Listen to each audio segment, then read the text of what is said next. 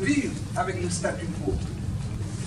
Notre souci fondamental, en participant au dialogue voulu par le président de la République, a été invariablement la résolution de cette question, ainsi que celle liée à un respect strict des libertés constitutionnelles, y compris le droit à la manifestation publique. On entend souvent dire qu'on ne peut dialoguer avec quelqu'un qui ne respecte pas sa parole. Certains, parmi ceux qui aujourd'hui l'ont rejoint, ont souvent dit cela. Non, non. Le monde ne marche pas de cette façon. Comme nous l'avons souvent montré, Palestiniens et Israéliens, Iraniens et Américains, Américains et Chinois, Américains et Nord-Coréens, ou d'autres protagonistes à travers la planète discutent et négocient tout le temps sans se faire confiance le moins du monde.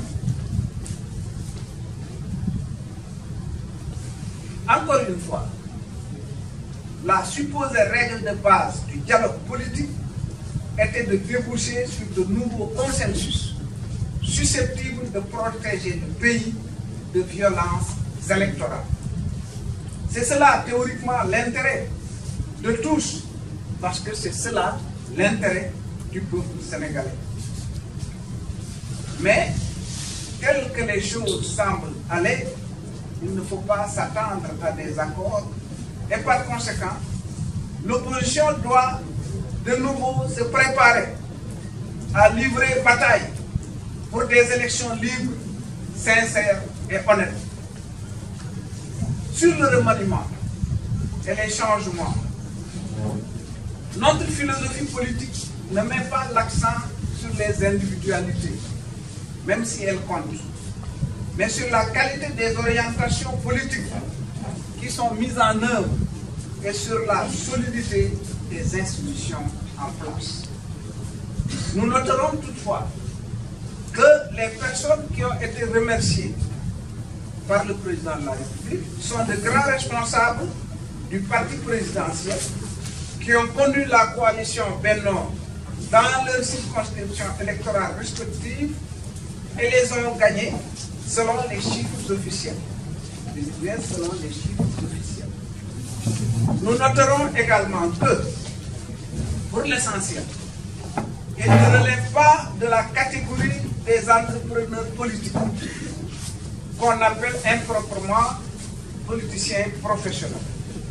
Pourtant, l'on se souvient que le critère que le patron avait dégagé en son temps pour rester en place était la victoire de chacun dans son fief électoral.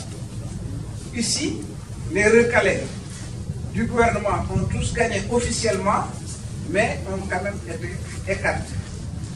Les politologues pourraient commenter cela, ce n'est pas notre vocation. Je voudrais terminer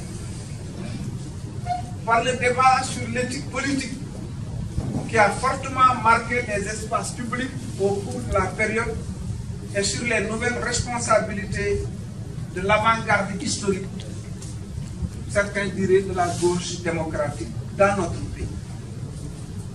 Il y a beaucoup de questions ces jours derniers de l'éthique en politique. Beaucoup de débats, je voulais dire. L'indignation est grande dans le large couche de la population suite à la reconfiguration du pouvoir.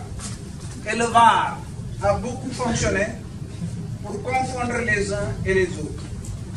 Oui, c'est navrant, pourrait-on dire, mais il y a une grande limite dans l'approche de la question et qui nous empêche de tirer le meilleur profit de ce qui semble être une démarcation de masse des retournements habituels des hommes politiques.